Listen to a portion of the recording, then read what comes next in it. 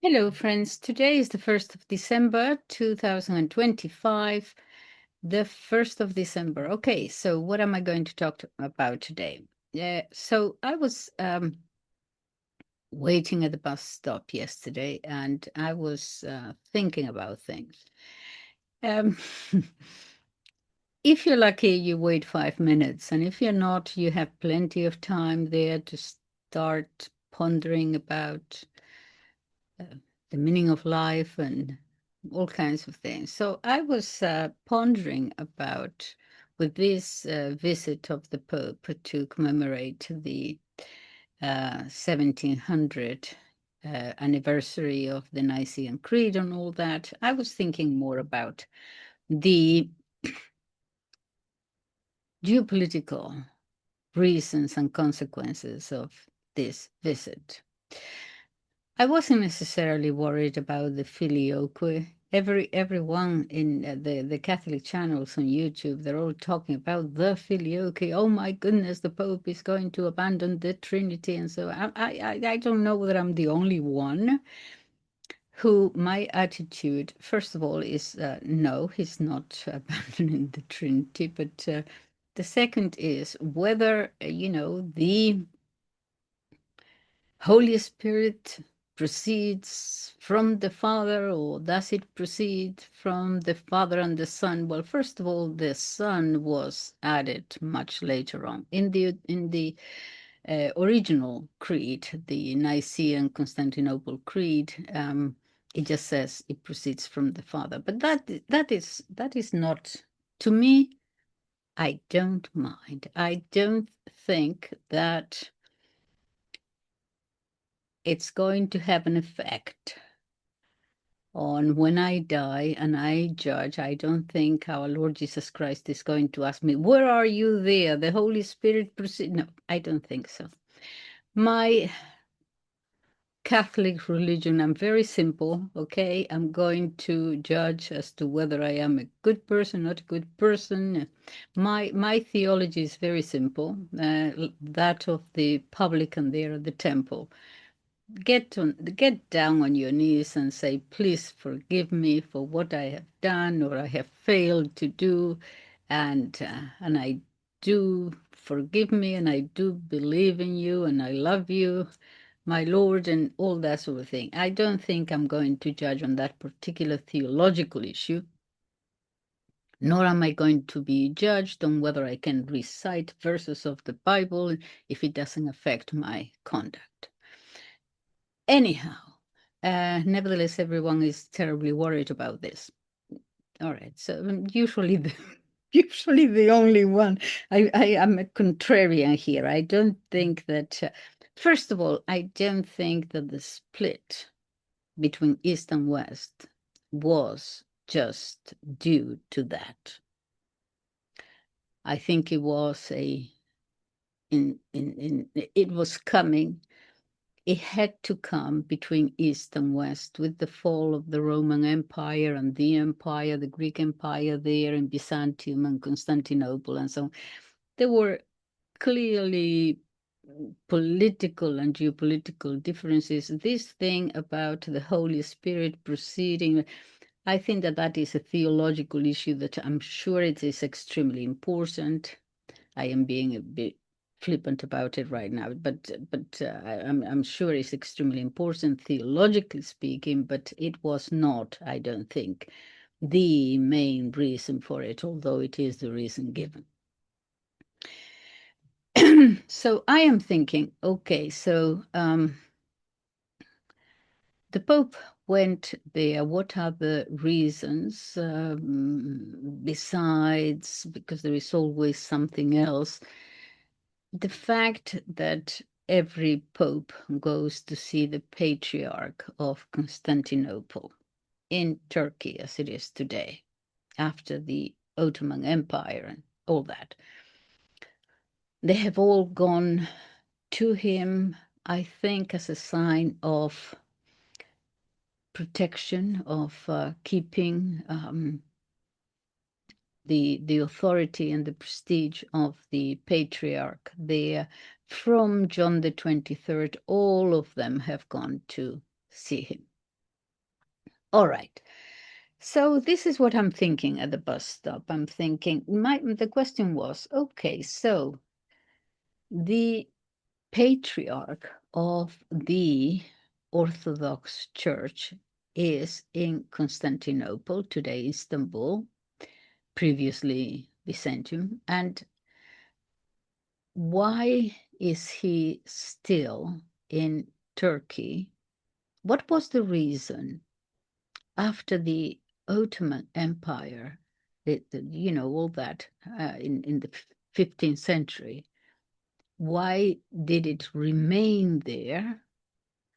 And why didn't the Ottoman Empire, the Muslim world, kick him out and stop all that? That was my question. Why is it still there? Well, I've looked it up a little bit, and the background in 1453 and the Ottoman conquest, the Sultan Mehmed II, the conqueror, captured Constantinople. The city had been the seat and the see of this is the official title, Ecumenical Patriarchate of Constantinople. Sometimes we just call it the Greek Orthodox Church. That is what I was doing. No, there is a difference. Greek Orthodox, because after the fall of the Roman Empire, the empire moved east, and that became the center, Constantinople, okay? And so it's different from the church, the Orthodox Church of Greece, the country.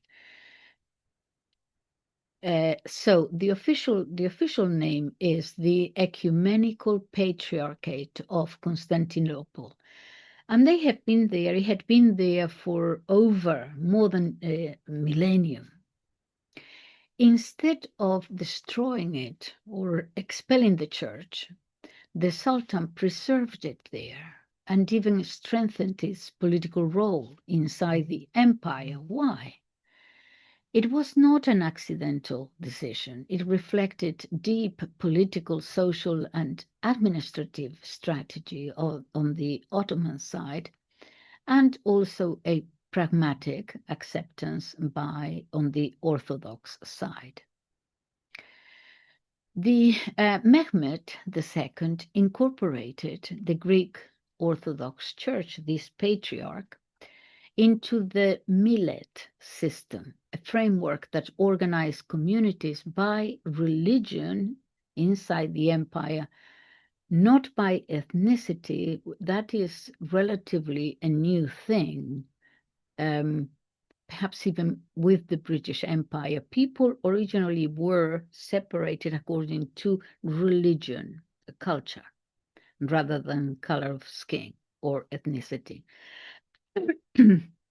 And so the millet system, what it did is that people were separated according to their religion, which was good for the overall power, the Ottoman Empire, because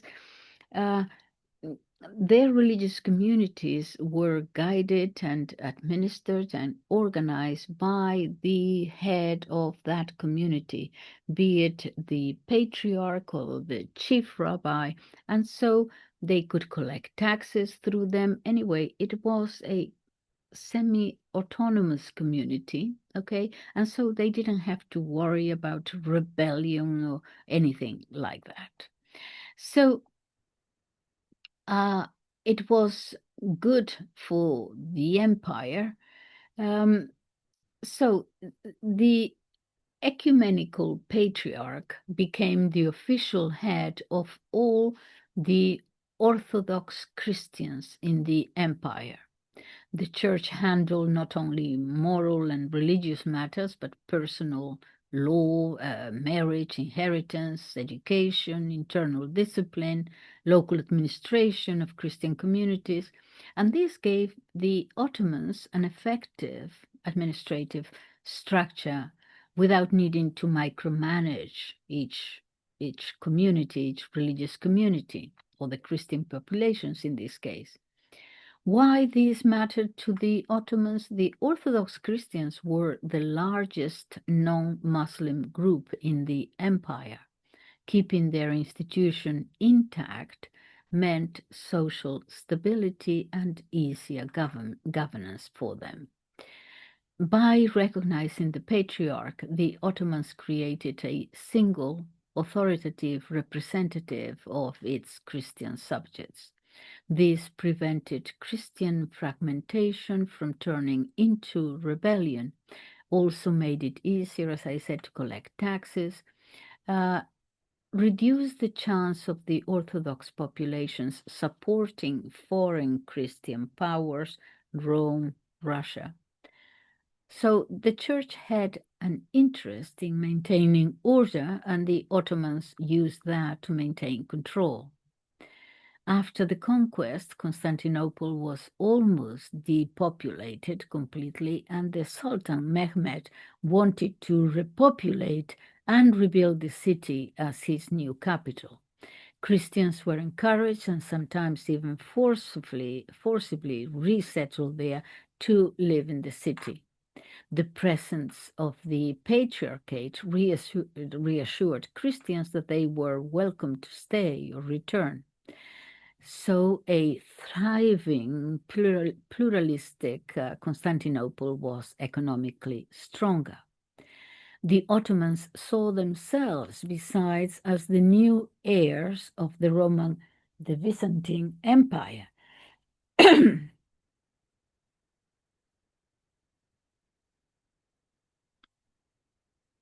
The imperial tradition.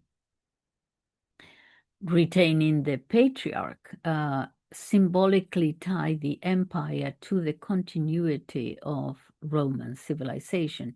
As a matter of fact, Mehmed styled himself as Kaiser-i Rum, the Caesar of Rome. By preserving Christian institutions, he reinforced this imperial majesty.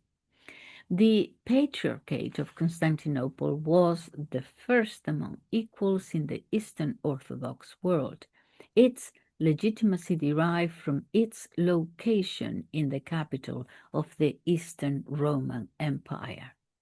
So it couldn't leave. Leaving Constantinople would have meant first abandoning its canonical and historical throne, weakening its authority over other Orthodox patriarchates, and risking fragmentation into national churches. So remaining in the city retained its universal prestige. The Ottomans offered protection and autonomy. While the church lost political power, compared to the Byzantine period, it nevertheless gained guaranteed religious freedom, though as second-class subjects, guaranteed legal authority over Orthodox Christians at the time. It also guaranteed institutional continuity under Ottoman protection, influence over education and community life. So the Patriarchate became a key institution within the empire, sometimes more politically influential than it had been under Byzantium. The church had little realistically speaking, few alternatives anyway. After 1453, no Byzantine Empire existed. No Orthodox kingdom had the power to relocate the Patriarchate. Remaining in situ preserved continuity and avoided theological challenges around creating a new Constantinople. So the Orthodox population needed the church to stay. If the patriarch had fled, millions of Orthodox Christians at the time. There are only a handful, tens of thousands now, but at the time, millions of Orthodox Christians would have been left without legal representation. Communities would have been vulnerable to abusive local authorities, and especially no unified authority would be able to negotiate with the Ottomans. So why it remained? From the Ottoman perspective, the administrative convenience of the millet system, political stability, economic necessity for rebuilding Constantinople, imperial legitimacy as heirs of Rome. From the Greek Orthodox perspective, Constantinople is the canonical and historical center of the Orthodox Church. Ottoman had a certain Ottoman tolerance and autonomy within limits. There was no viable alternative seat, and the responsibility also to protect the Orthodox populations. The church still functions today and worship continues.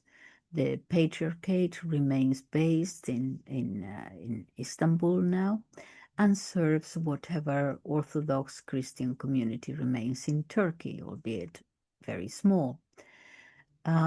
Some Orthodox churches in Istanbul remain active.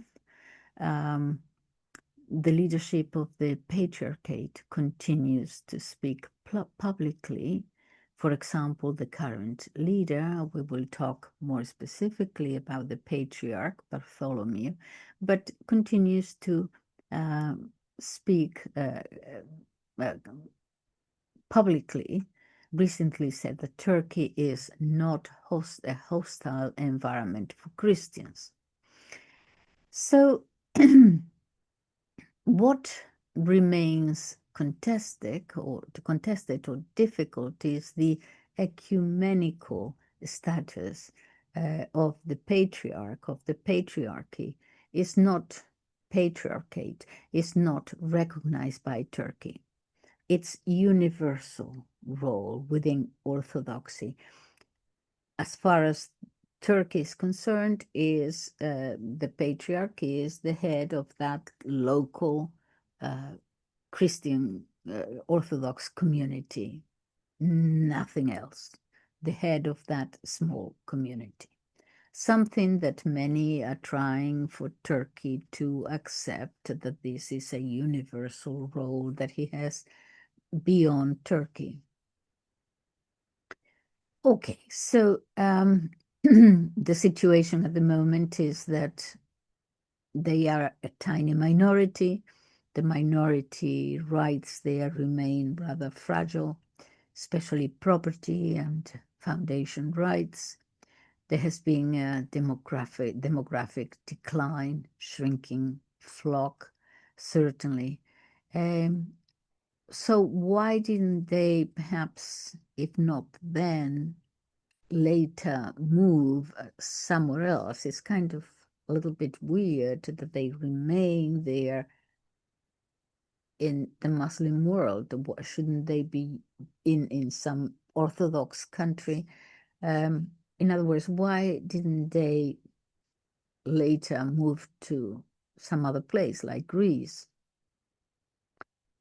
The question on the surface seems sort of a natural one, but you know, Athens, or if not Athens, Thessaloniki or somewhere. It would be perhaps safer, it would be supported and surrounded by millions of Orthodox Christians. But the problem is that historically, politically, and canonically especially, that move was never possible. Four big reasons for this. First of all, canon law. The throne, as it were, is in Constantinople, just like the Catholics have to be in Rome. I mean, the French tried, well, they didn't try, they did it, to kidnap the Pope in illo tempore, yeah, and took him to Avignon. There he stayed for about 40, is it 40 or 50 years, they're kidnapped in Avignon. No,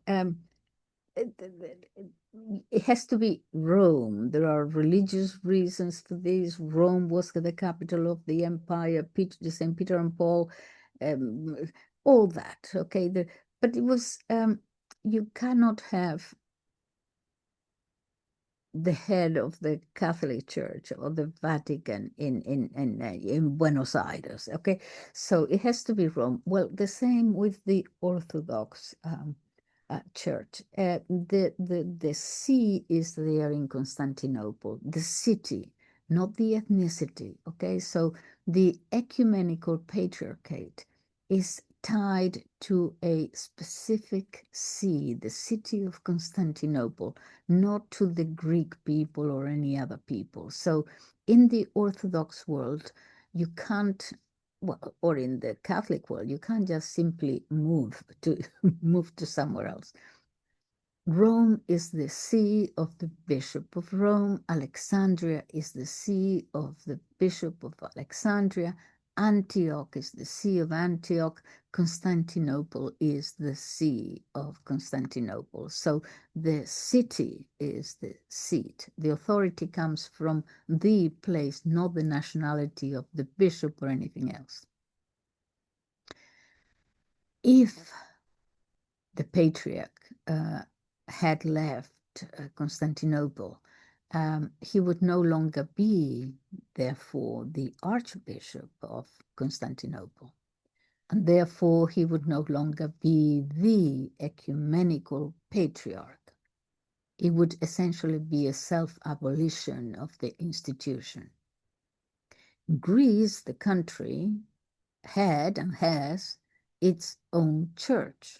After the Greek state was created as it is today in the 19th century, it established the Church of Greece, which is autocephalous after 1833, meaning autonomous from the Orthodox, from the Patriarchate of Constantinople.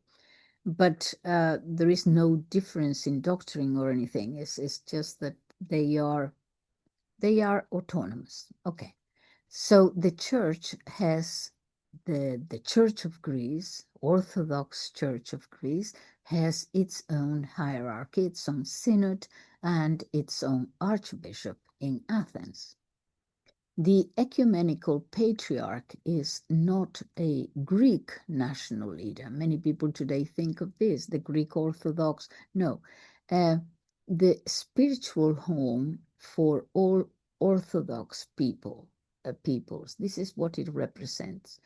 All Orthodox peoples, the Serbians, the Bulgarians, the Romanians, the Russians, that is what it was. The highest canonical authority over the Orthodox world during the Byzantine and Ottoman ages. The institutional custodian of the Christian minority inside now a Muslim empire. If the patriarchate moved to Greece, let's say, it would risk becoming an ethnic institution tied to Greek nationalism instead of a universal center. So remaining in Istanbul preserved its international and supra-ethnic character. The Ottoman Empire needed the patriarchate to stay. The Ottomans insisted on the patriarch remaining in Constantinople for both political and administrative reasons. They had control over the rum millet, yes, as we said, governing millions of Orthodox Christians. If the patriarch had fled or relocated, the Ottomans would lose their administrative control. Orthodox subjects might rebel or align with Russia or Balkan states. Governance would become a little bit chaotic. So leaving, in any case, was not permitted. It helped legitimize Ottoman rule. Mehmet II saw himself, as I said, as heir of the Roman emperors. So keeping the patriarchate there signaled continuity, showed tolerance, stabilized the multi-religious empire. A patriarch fleeing to somewhere else would undermine Ottoman prestige. So why not move to somewhere else? Because doing so would destroy the canonical legitimacy of the patriarchate, create a jurisdictional war with the church of whatever other country would move to, say Greece, reduce the patriarchate from universal to national, violate Ottoman rule and endanger Orthodox populations there, and cause the institution to collapse rather than be preserved. To know every time. Okay, my voice. So the paradox is, by staying in Istanbul, even under Islamic rule, the patriarchate remained ecumenical.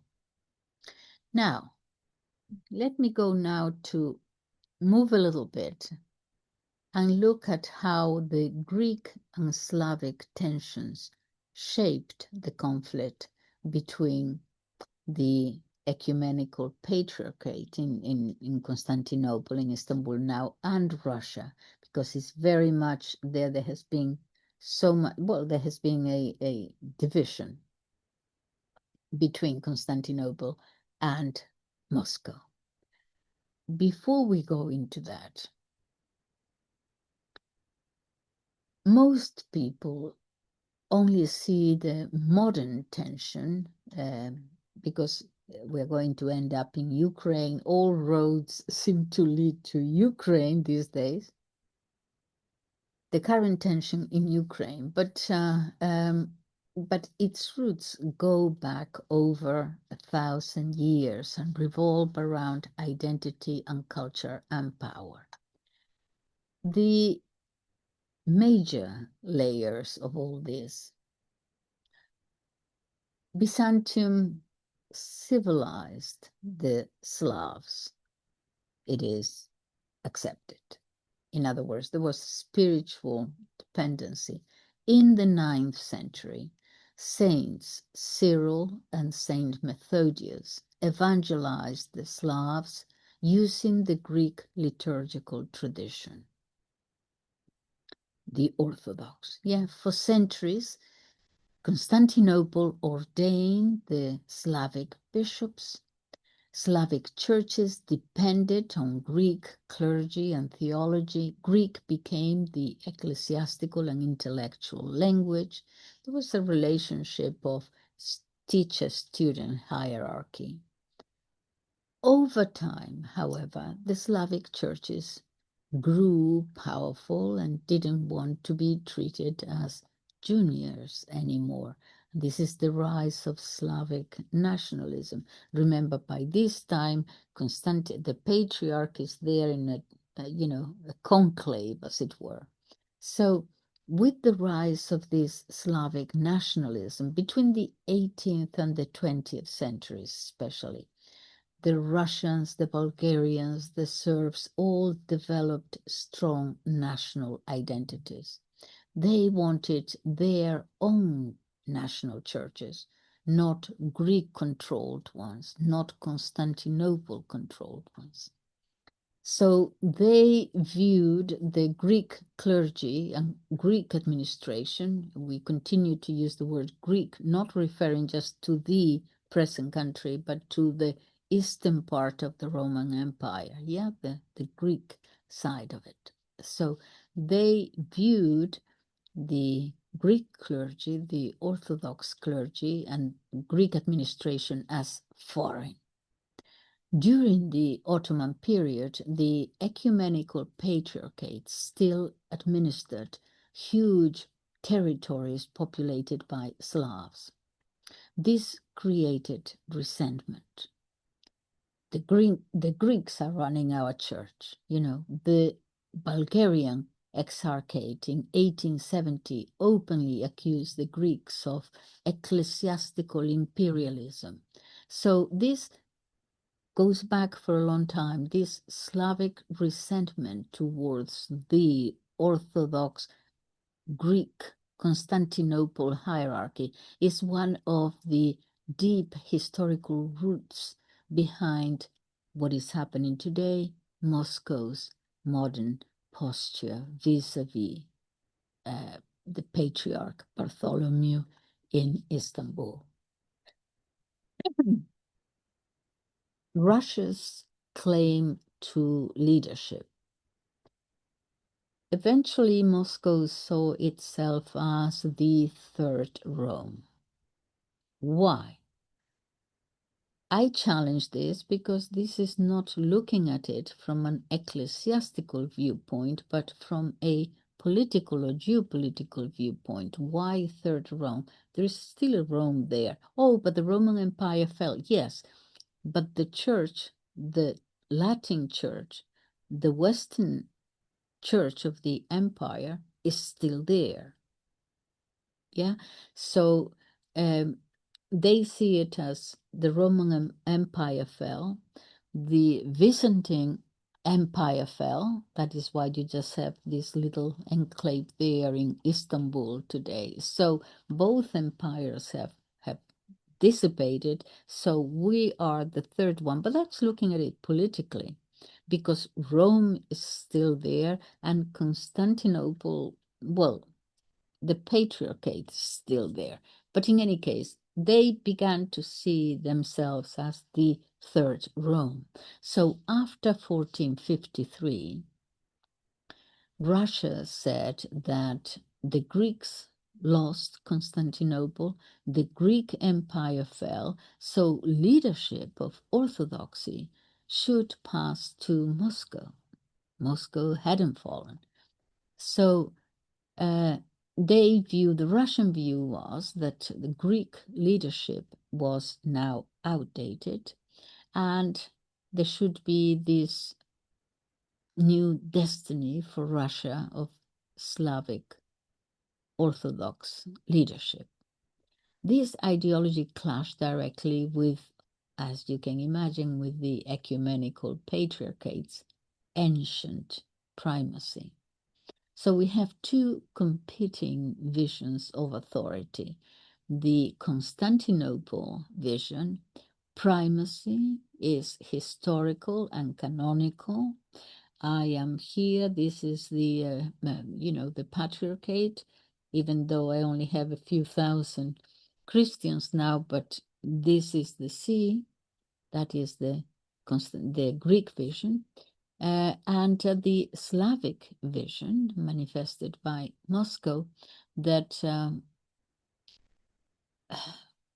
primacy should follow perhaps size. I don't know that they see it as power, but certainly size. Russia, being the largest Orthodox church, should lead. This is going to create a lot of problems, which I'm going to explain to you. However, these are not theological disagreements. It's not like the Catholic and the Protestants. More about that later. These are not theological disagreements. They are not creating new churches or new innovations in doctrine. They are civilizational, perhaps, disagreements.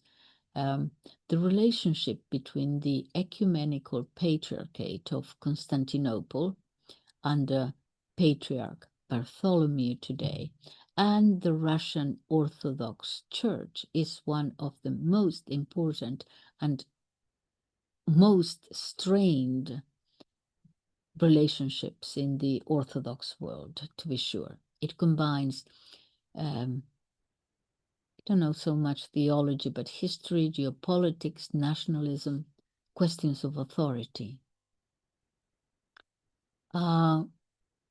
The Patriarch has, they keep saying, first among equals, we have no Pope.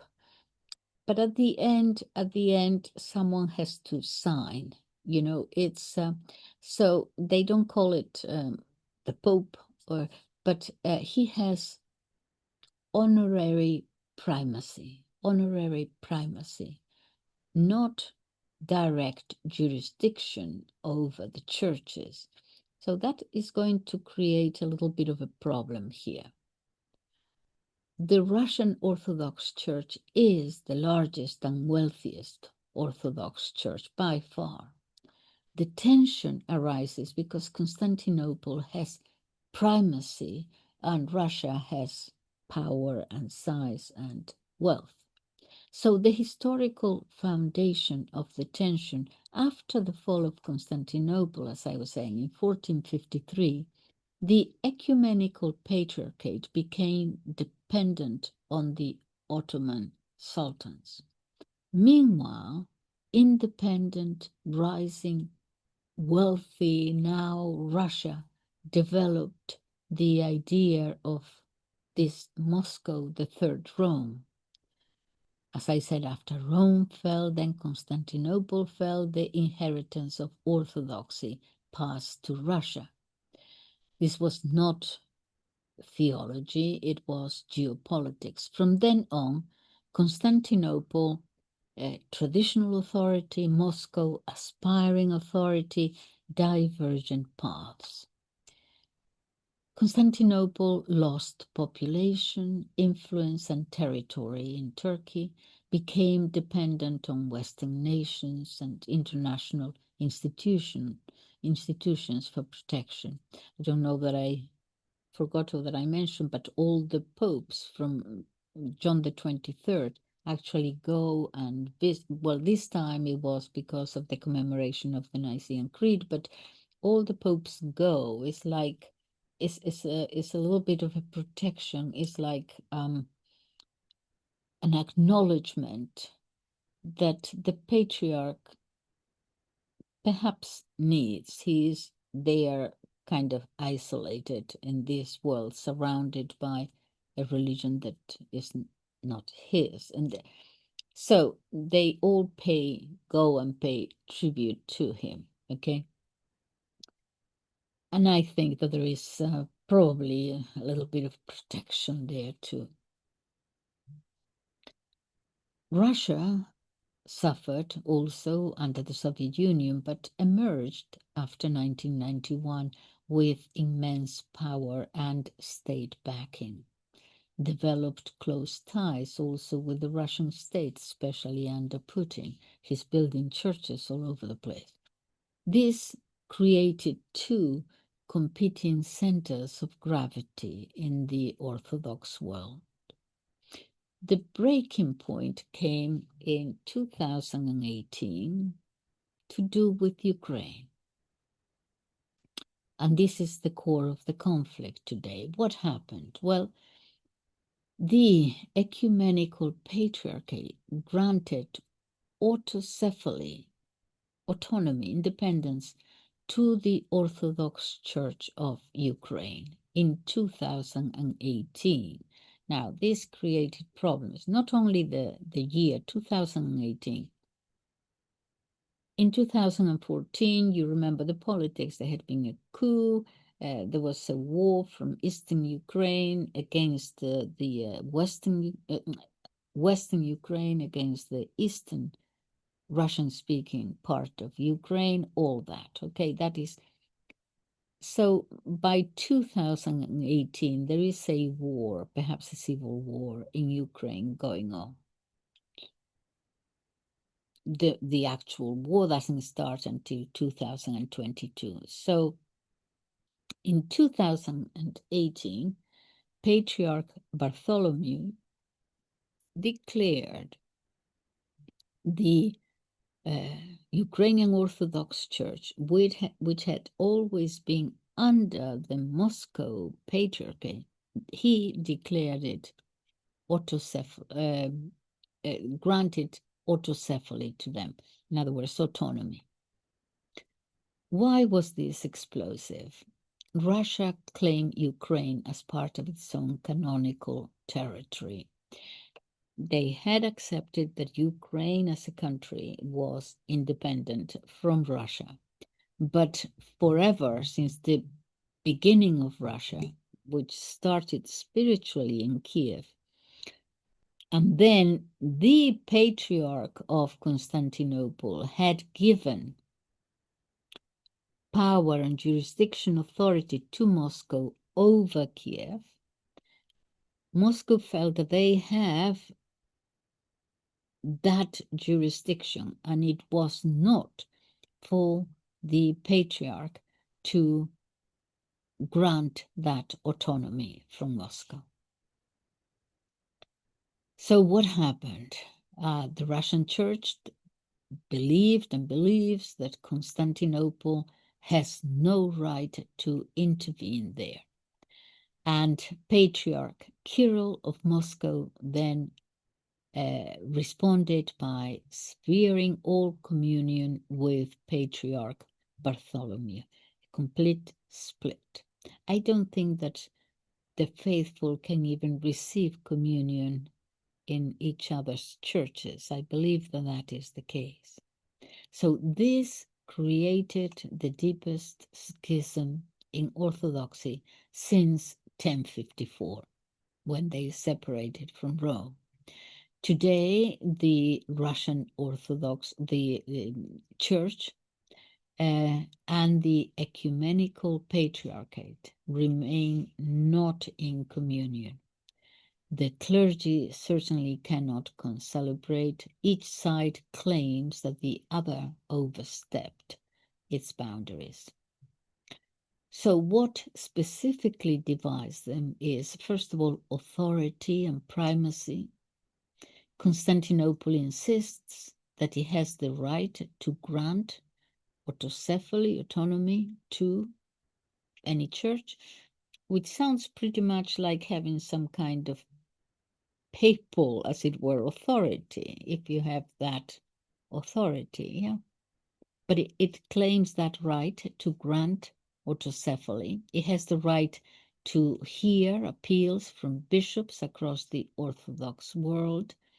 The Ecumenical Patriarch retains historic primacy from ancient councils. Okay, so this is the Patriarch Bartholomew's stand, that the Ecumenical Patriarch in Istanbul, in Constantinople, retains that historic primacy which was given to him from ancient councils. Moscow rejects this as papal overreach, uncanonical as the main one, and also politically influenced by the West, that decision that the Patriarch made. So the conflict mirrors geopolitical tensions, yeah. Theology and canon law. Who has the authority to grant autocephaly? Does Constantinople retain jurisdiction over certain territories? Another question is whether the Ukrainian churches historically fell under Constantinople or Russia. We're going to see that in a second. Both cite canon law, just interpreted in opposing ways. The personal relationship between Bartholomew and Kirill is bad.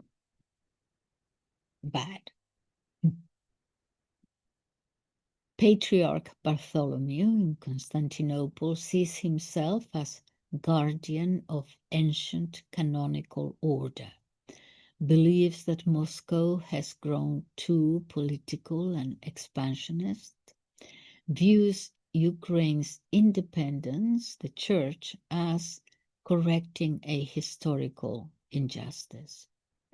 Patriarch Kirill of Moscow views Patriarch Bartholomew, as abusing this honorary primacy, believes that Constantinople is under Western influence, is therefore political, presents the Moscow Patriarchate as the true defender of orthodoxy. The two haven't met formally for years. Anyway, so the influence over the Orthodox world. Constantinople has a small, very small flock, but it has huge historic legitimacy. It has great influence in the Greek-speaking world, Greece, Cyprus, Alexandria, Jerusalem. Russia has a massive flock, global diaspora, has influence over we're talking about churches here, Serbia, Bulgaria, Georgia, though none fully broke with Constantinople either. It does have increasing alignment with the political interests of the Russian state, which is what Bartholomew thinks. Okay. So the future of global orthodoxy depends on this unresolved question. Where things stand now, the churches remain in schism, communion is broken. In one sentence, the Ecumenical Patriarch and the Russian Orthodox Church represent two competing visions of leadership in the Orthodox world, one based on ancient primacy, the other on demographic and political power, and the conflict has erupted into an open schism largely centered around Ukraine. The Ukrainian government, okay, so what you have now is one church. One is the Ukrainian Orthodox Church, and the other one is the Orthodox Church of Ukraine. Anyway, there are two. One is the one that the independent one, the autonomous one that Patriarch Bartholomew gave independence to. And the other one is the one that remains or remained until 2022, tied religiously, ecclesiastical, the bishops and so on, with Moscow, as he had done for centuries. This one that has ties to Moscow, although they themselves declare themselves independent from Moscow because of the war, because of all the problems, is nevertheless the church that the Ukrainian government has problems with. Probably heard about priests being arrested, property confiscated and all that. It is this church that was the church, the Kiev, church that had been under Moscow for centuries. Okay, so the Ukrainian government has problems and has taken action against this church. The Ukrainian Orthodox Church, that is its name, which is the church that has historical ties to Moscow Patriarchate. The government issues, the issues that the government has with this church is they say that stem from national security concerns, not religious belief itself. They claim the reasons for government actions, allegations of collaboration with the Russians and treason, propaganda. The authorities claim that some of their sites were used to store Russian propaganda materials. They claim also that the leader of the Russian Orthodox Church, Patriarch Kirill, in Russia, in Moscow, has openly supported Russia's invasion of Ukraine and even blessed the Russian troops, making any affiliated church in Ukraine sensitive national security issue in the eyes of the Ukrainian government. The continued ties, well, while the Ukrainian Orthodox Church declared its independence, this one that had ties with Moscow, although it declared its independence from Moscow in May 2022 unilaterally, the Ukrainian government nevertheless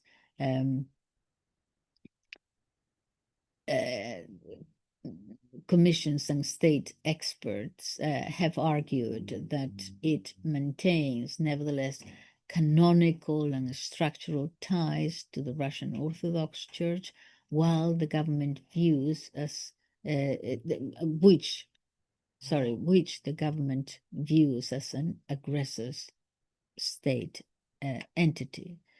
So the Ukrainian government, through its security services, has conducted numerous raids and searches in these churches, monasteries, churches, and diocesan administrations, and these actions have led to arrests and charges. Numerous clerics from this church have been arrested, I think about 280, between 250 to 280, and charged with various crimes, including justifying Russian aggression, inciting religious hatred, treason. The Ukrainian parliament passed a law in August 2024 that allows for the banning of religious organizations found to have links to the Moscow Patriarchate, which puts this church at risk of being completely outlawed. And then we have property disputes and so on. The Ukrainian government generally supports the independent Orthodox Church of Ukraine, the one that was given the blessing by Bartholomew, viewing it as a vital part of a sovereign Ukrainian identity distinct from Russian influence. So the Ukrainian government supports the autocephalous church that Patriarch Bartholomew authorized to be independent from Russia, which is the Orthodox Church of Ukraine. The government has problems with and is taking action against the other church, the Ukrainian Orthodox Church, which is widely seen as still maintaining ties to the Russian Orthodox Church. The Ukraine crisis as a Greek-Slavic turning point, when the Patriarch, the Ecumenical Patriarch, granted independence to the Ukrainian Church, Russia saw it as Greek interference in Slavic lands, a Greek attempt to weaken Russian unity, and a revival of that old, from the past, Greek dominance. The split in 2018 was the culmination of centuries of Greek-Slavic competition for leadership in the Orthodox world.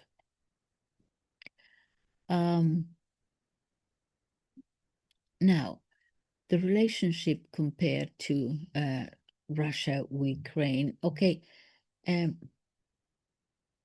let's see. Comparisons between, let's say,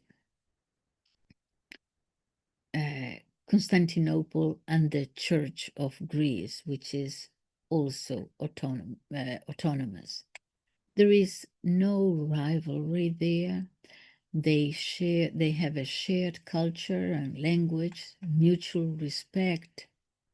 The Constantinople has historical primacy, not direct control, and Greece accepts their leadership role in the world orthodoxy. In the case of Russia, Ukraine, so this is comparing the the Patriarchate of Constantinople vis-a-vis the Church of Greece, is there any comparison between that and the Russian Orthodox Church and Ukraine, Russia and Ukraine? Well, Russia claims Ukraine, or the church there, as its canonical territory. Ukraine wants ecclesiastical independence.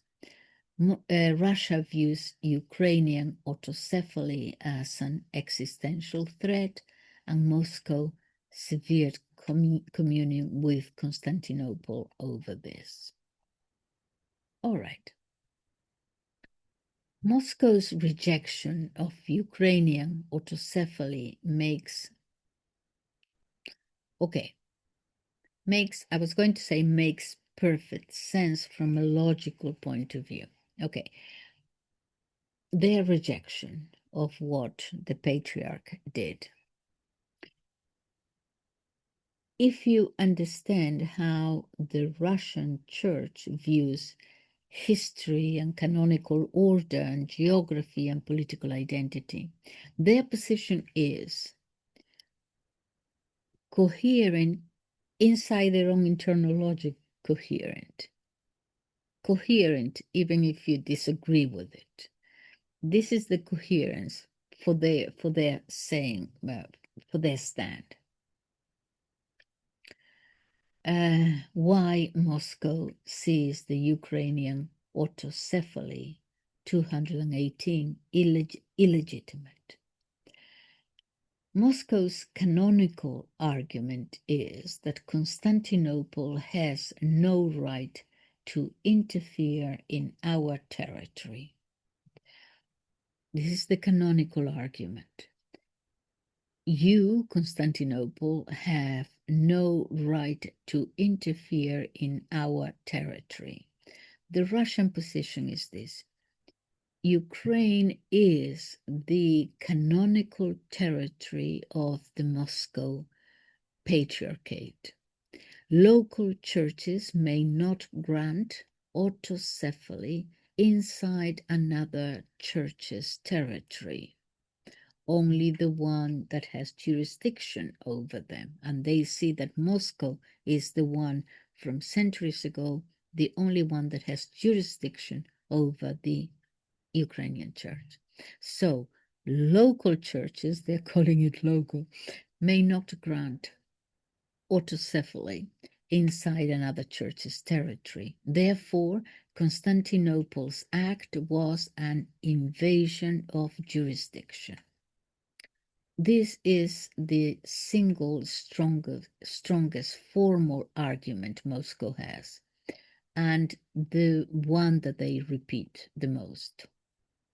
Why do they say that Ukraine, even though an independent country, that Ukraine is their territory? And here we go to the history of it.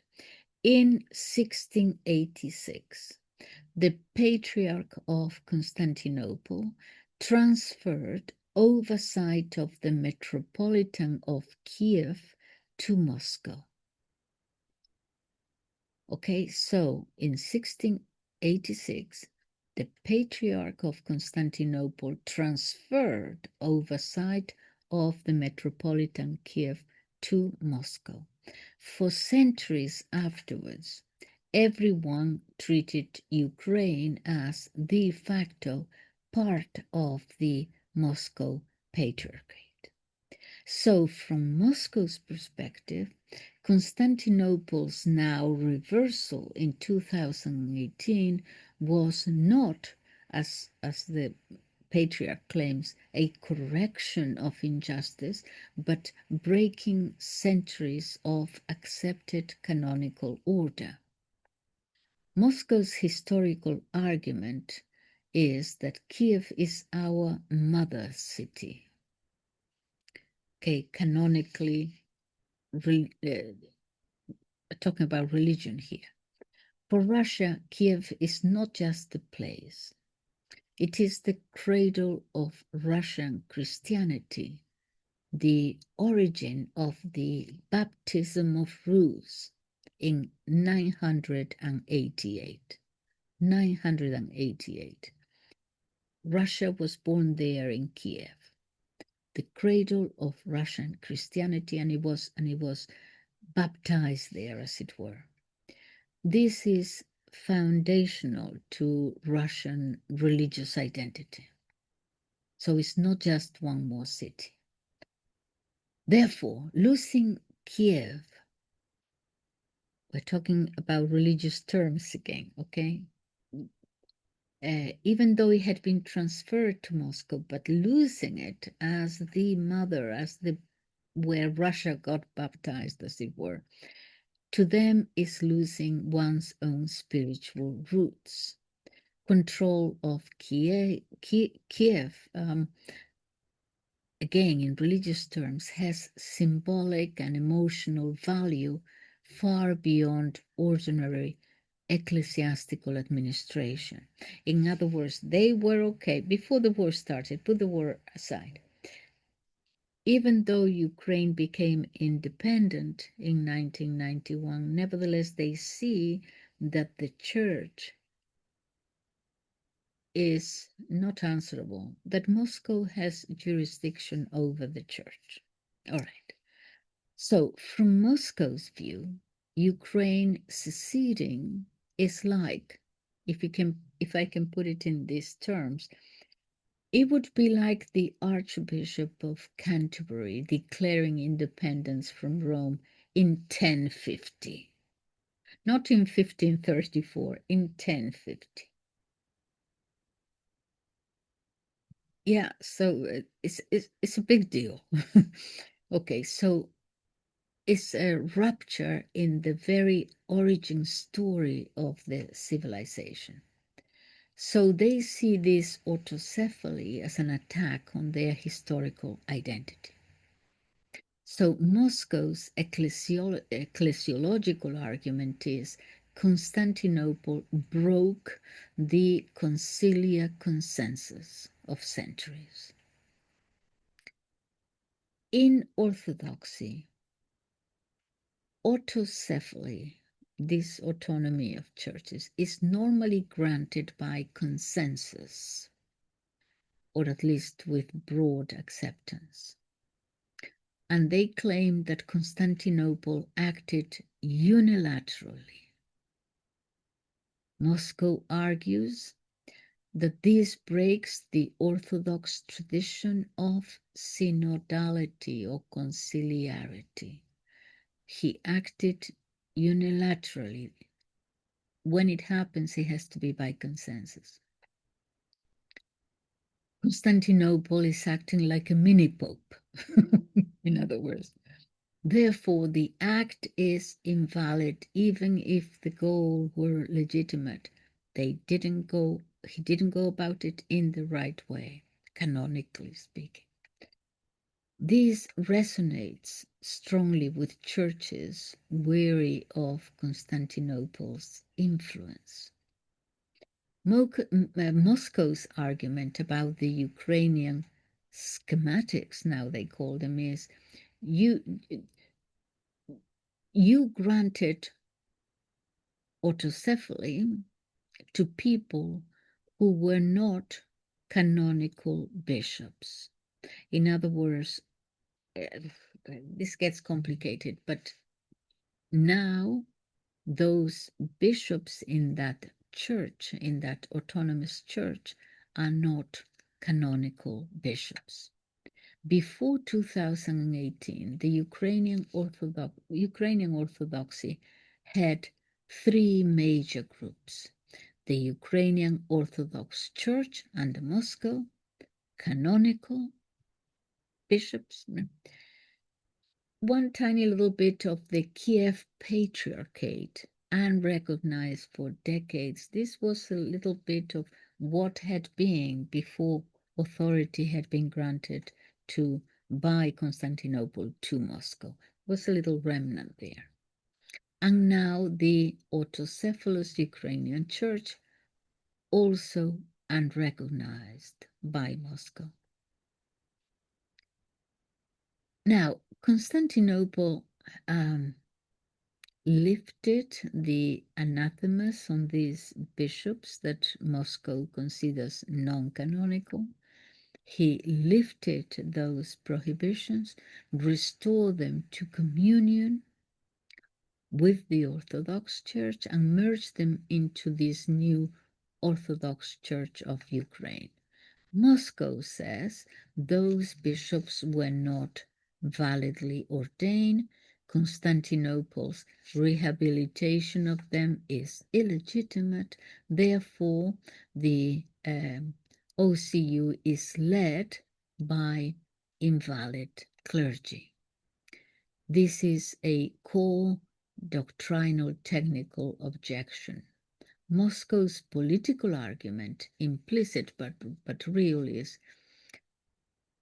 Ukrainian autocephaly is a geopolitical weapon.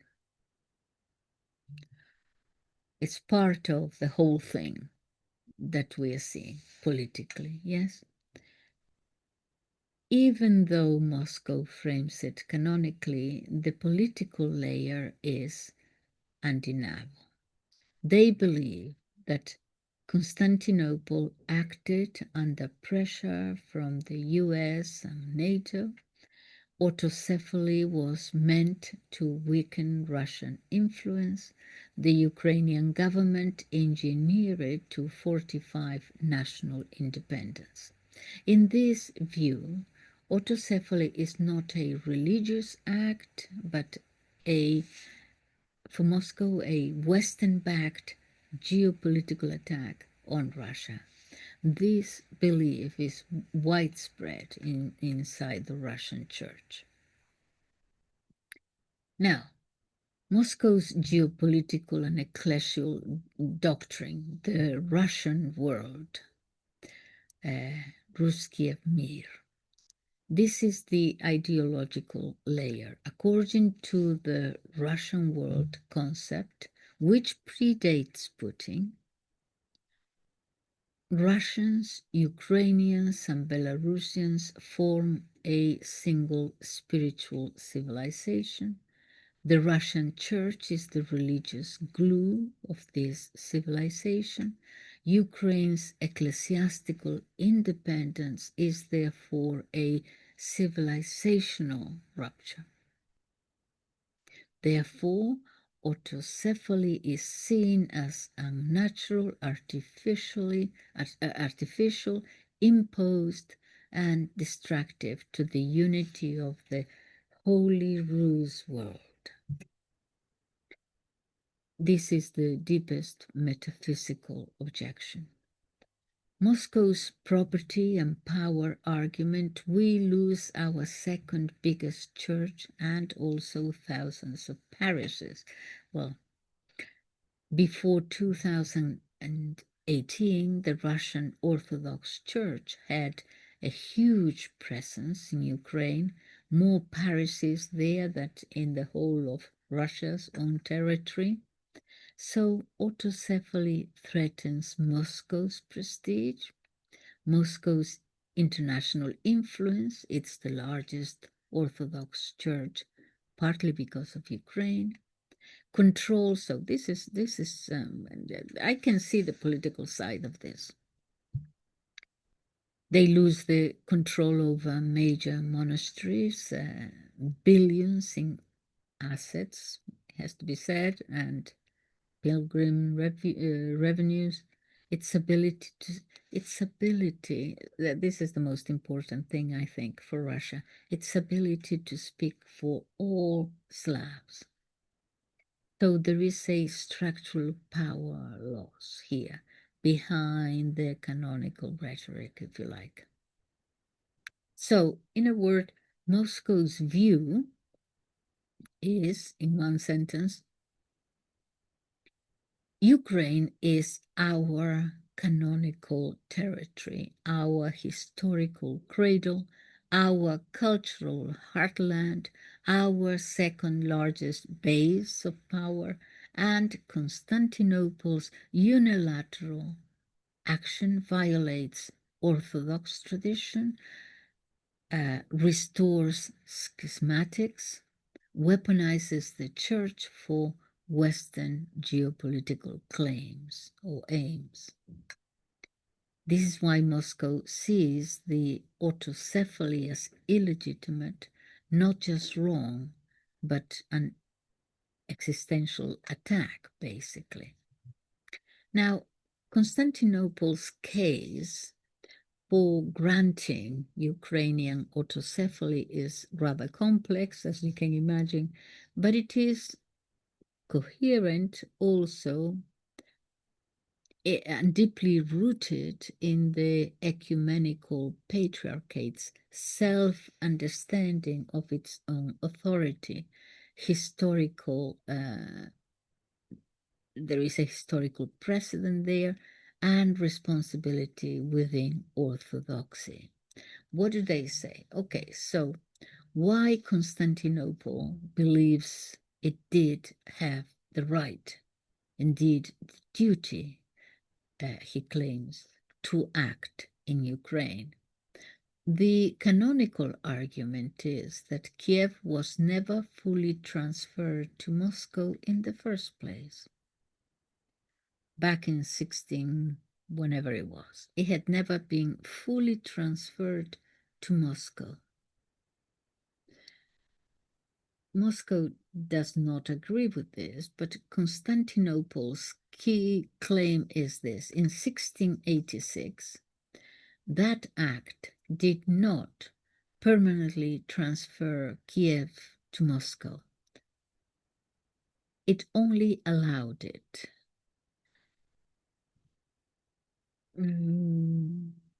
Okay, I don't understand it. It allowed it, but it did not permanently transfer it.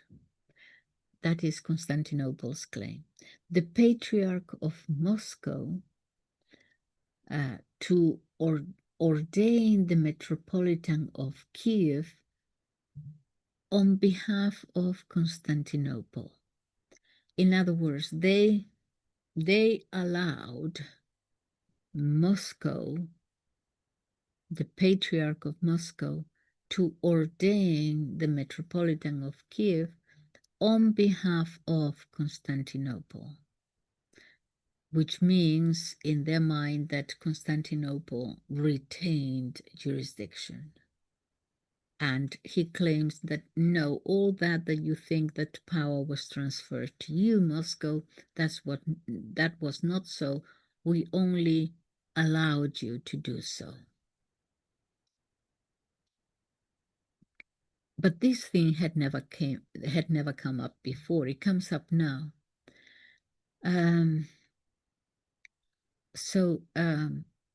While the Metropolitan commemorated the Ecumenical Patriarch first in the liturgy.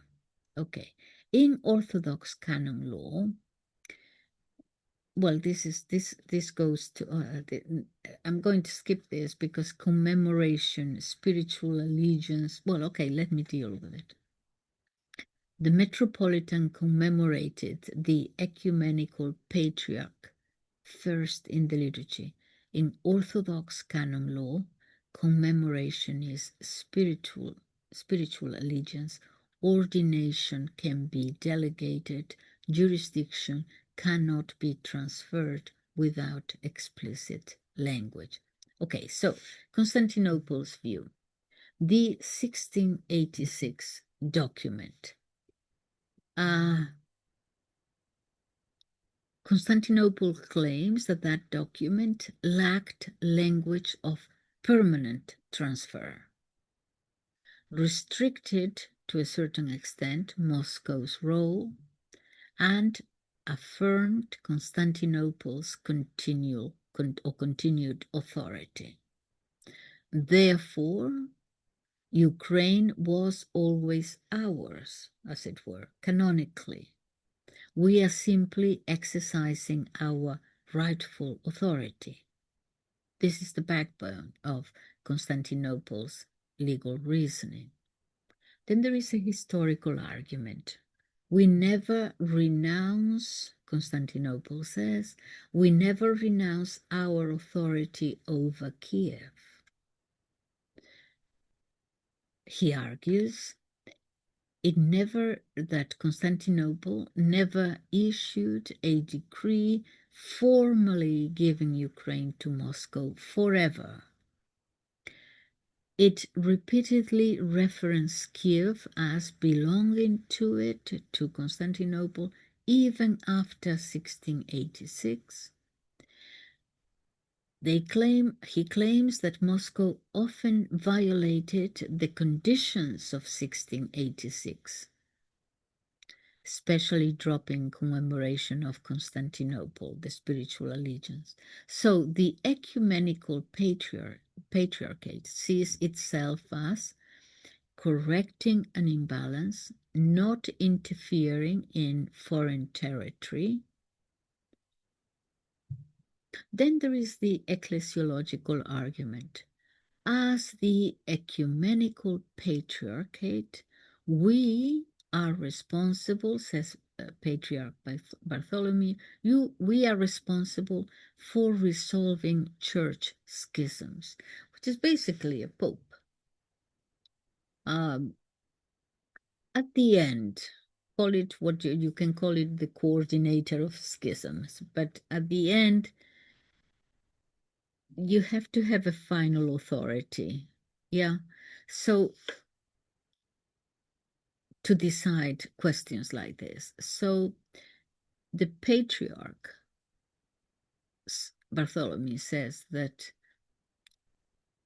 the Ecumenical Patriarchate, the Patriarch of Constantinople, we are responsible for resolving church schisms.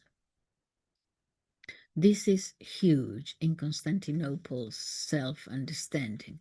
In the Orthodox world, there is no pope, but the Ecumenical Patriarch is the coordinator of pan-Orthodox unity, the coordinator. Okay. At the end, they will have to resolve it. Yeah, so he has historically intervened to heal schisms in Antioch, in Jerusalem, in Cyprus, in Serbia, Bulgaria, Albania, Poland, Estonia, etc., etc. Therefore, Constantinople says, healing schism is our job. We have always had the authority to step in where there is no canonical solution. Ukraine had a decades-long schism since it became independent from Russia as a country, with millions of faithful outside canonical structures. Moscow did nothing to resolve it. Constantinople stepped in. So this is not a power grab. It is a pastoral responsibility as the Patriarch sees it. Now, in regards to the right to grant autocephaly, we have always had this prerogative, says the Patriarch. Historically, many Orthodox churches received autocephaly or patriarchal status from Constantinople. Many of them. Russia, Serbia, Bulgaria, Romania, Georgia, etc. Moscow itself received its patriarchate from Constantinople in 1589. Constantinople argues we created your autocephaly. Therefore, we retain the prerogative to recognize or grant autocephaly elsewhere. Even if consensus is ideal, Constantinople insists that it has the canonical prerogative to act unilaterally when necessary. canonical prerogative to act unilaterally when necessary. Regarding the schismatic bishop's argument, we have the right to lift anathemas imposed by another church. Now, this point is often misunderstood. Constantinople says that Constantinople is not the Pope, but the Supreme Court of Orthodoxy. It can hear appeals according to Canon 9 and 17 of the Fourth Ecumenical Council. Therefore, it can overturn unjust or canonically defective sanctions imposed by another patriarchate. So, lifting anathemas on Ukrainian bishops was, in Constantinople's view, lawful within their historical prerogative, necessary to heal division. Moscow sees this as interference. Constantinople sees it as canonical appellate authority. So now the global dimension, millions of believers cannot remain outside canonical community, says Constantinople.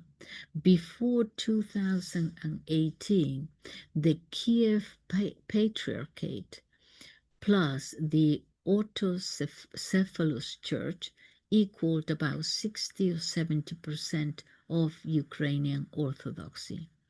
Moscow aligned church was a relative minority, although it had many more parishes. This meant that most Ukrainian Orthodox Christians were not in communion with world orthodoxy, claims Constantinople. So Constantinople believed that leaving millions of Orthodox faithful in schism is unacceptable. We must provide a canonical home. This is why they acted pastorally, not politically, not just politically. Now, the geopolitical argument acknowledged quietly, we will not allow Moscow to dominate Orthodoxy. That is really the background to it. This is not stated publicly, but it is really a real motivator. If Moscow controlled Ukraine, it would have about 150 million faithful, 150 plus million faithful, making it vastly larger than all Greek-speaking churches combined, and allowing it to dominate the pan-Orthodox decision-making. Constantinople fears a Slavic papacy emerging in Moscow, overshadowing the Ecumenical Patriarchate historical role and disrupting the balance of global orthodoxy. Thus, Ukraine is also a defense of Constantinople's institutional survival. Constantinople's case, in one sentence, is Kiev never ceased to be our canonical territory. Healing schism is our duty.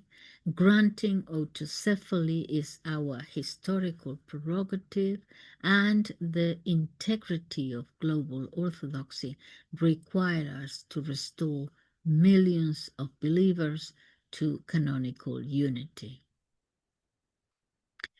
So this is, I'm going to leave it here because in my next video, I'm going to talk about my speculations about the Pope visiting the patriarch, apart from the religious, historical meaning of it all, and what we can see geopolitically, both in Turkey, and perhaps even in Lebanon, although I'm not too sure about that. But certainly the geopolitical reasons and consequences in the next video. So I hope you found it accelerating, exhilarating as I do. Thank you so much for listening. Bye bye.